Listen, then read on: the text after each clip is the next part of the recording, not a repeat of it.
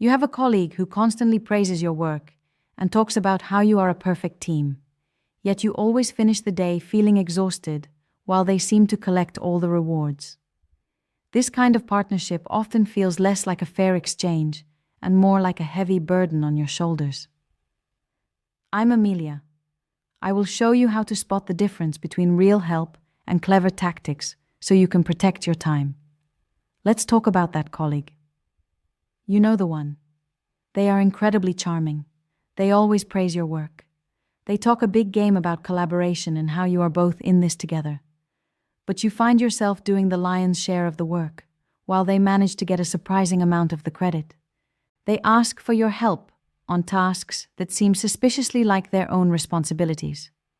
They delegate upwards, asking for your expert opinion on things they should be handling themselves. You feel a nagging sense of unease. You feel drained after interacting with them.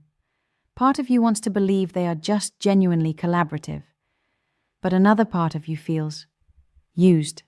You're confused. Is this real teamwork, or is it something else? What if that feeling in your gut is right? What if their teamwork is actually a sophisticated form of manipulation? A subtle, often unconscious strategy designed to exploit your goodwill, your expertise, and your energy for their own gain. The biggest moment is realizing that manipulation often wears the mask of niceness. True teamwork feels energizing and mutually beneficial. Exploitation, even when wrapped in smiles and compliments, leaves you feeling drained, resentful, and confused. Your feelings are your most reliable bullshit detector. If an interaction consistently leaves you feeling worse off, pay attention. So, what are the red flags? What are the common tactics used by colleagues who manipulate under the guise of teamwork? Tactic number 1. Strategic incompetence. The "I'm just not good at this" routine. We've touched on this before in romantic relationships, but it's rampant in the workplace too. This is when a colleague consistently avoids undesirable tasks by pretending they are incapable of doing them well. They might try, but make crucial errors, sigh dramatically about how complex it is, or shower you with praise about how much better you are at it, until you eventually give up and just do it yourself to save time. Why it's manipulation? They are leveraging your competence and your desire for efficiency against you. They are training you to take on their workload. Tactic number 2. Delegating upwards. The "can you just quickly check this?" trap. This is a favorite tactic used against colleagues who are more experienced or skilled. The manipulator will bring you a piece of their work, often unfinished or poorly done, under the guise of seeking your quick feedback or expert eye. In reality, they are offloading the difficult parts of their job onto you. You end up spending significant time fixing their mistakes or essentially redoing their work while they get the credit for the final product. Why it's manipulation? They are exploiting your expertise and your helpful nature to avoid doing their own job properly. They frame it as a request for help, but it's actually a demand for free labor. Tactic number 3. Idea hijacking. The building on your point misdirection. This is closely related to the idea stealing we discussed before, but with a collaborative twist. The manipulator waits for you to share a good idea. They don't immediately claim it. Instead, they say something like, "That's a great starting point."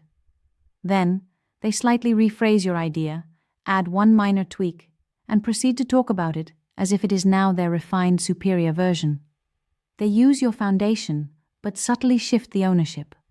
Why it's manipulation? They use collaborative language to mask the act of appropriation. They make it socially awkward for you to reclaim your original idea without looking petty or not a team player.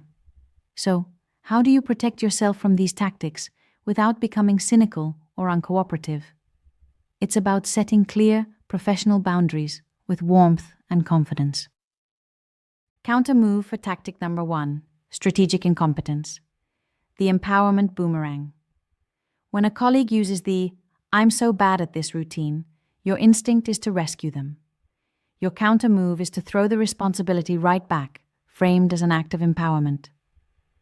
Your script. They say, "I always mess up the formatting on these reports. You're so much better at it." You smile warmly and reply, "Thanks. It just takes a bit of practice. I actually found a great 5-minute tutorial that really helped me master it. I can send you the link if you like. I'm confident you'll get the hang of it quickly." Why it works. You've acknowledged their feigned struggle, offered a resource, not your time, expressed confidence in their ability, and firmly kept the task on their plate. You've refused to take the bait. Counter move for tactic number 2, delegating upwards. The strategic scaffolding. When they bring you their unfinished work for a quick look, you resist the urge to fix it for them. Instead, you provide just enough guidance to help them do it themselves. Your script. They say, "Can you just glance at this draft before I send it to the boss? I'm not sure about the conclusion." You scan it briefly and say, "It's a good start. The data in the second paragraph looks a bit thin. Maybe check the report for supporting numbers. And the conclusion could be stronger if you directly link it back to the project's main objective. Let me know when you have a revised version." Why it works. You have provided specific, actionable feedback, but you have not done the work for them. You have clearly put the ball back in their court and set the expectation that they will revise it themselves. Counter move for tactic number 3, idea hijacking. The collaborative credit stamp. When a colleague starts rephrasing your idea as their own, you use the amplify and build technique we discussed before, but with an added emphasis on collaboration. Your script, he says, "I think we should actually do that."